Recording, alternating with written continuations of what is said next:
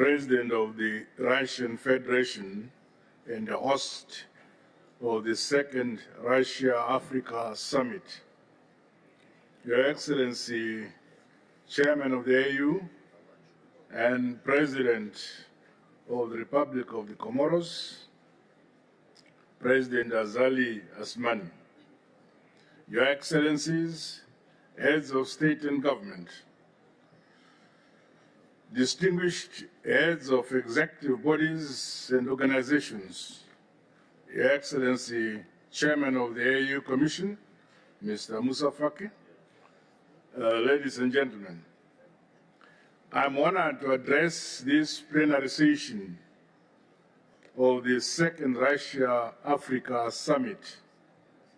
Allow me from the outset to express my appreciation to you, Your Excellency, President Putin, and through you to the people of the Russian Federation for the warm hospitality accorded to me and my delegation since our arrival in this beautiful and historic city of St. Petersburg.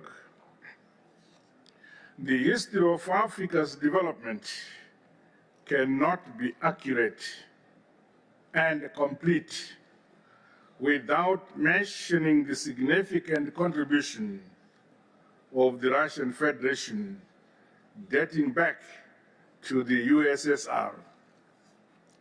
The Russian people stood with Africa, providing moral, technical, and material support to many of our countries as we fought to liberate ourselves from the oppressive minority colonial rule.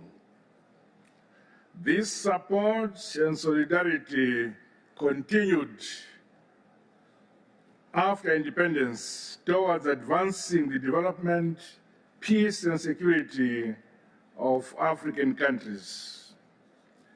In the case of Zimbabwe, we will forever remember the Russian Federation's decisive intervention together with China in 2008 through a veto which prevented the imposition of United Nations Chapter 7 sanctions instigated by our country's Western detractors. Your Excellencies, distinguished guests, for decades, sustainable socio-economic development at regional and global levels has been hindered by the escalating threats of transnational organized crime, conflict, terrorism that encroach upon national and global peace and security. In Zimbabwe, we have a philosophy that a country is built, a country is developed, a country is ruled, and a country is prayed for by its own people. We leave no one and no place behind.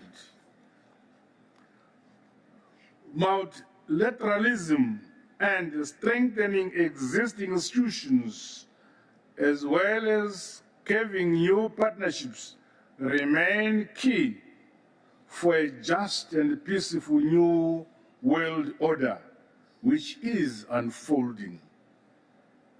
In this context, Zimbabwe commends the Russian Federation for its solidarity and support, guided by our shared aspirations and development objectives for the convening this Russia-Africa Summit. As reflected in the comprehensive agenda, this Russia-Africa Summit marks a new chapter for advancing progress in identifying areas of mutual interest. Further, this platform must give impetus to our promotion of multi-sectoral and level cooperation in the fields of agriculture, natural resource development, industry, trade, infrastructure and energy development, as well as peace and security, technological and humanitarian issues.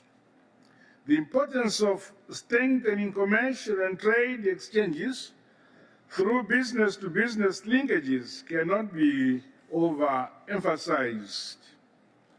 Zimbabwe, therefore, stands ready to leverage on the presence of Russian companies at this summit to advance the modernization and industrialization of our respective countries.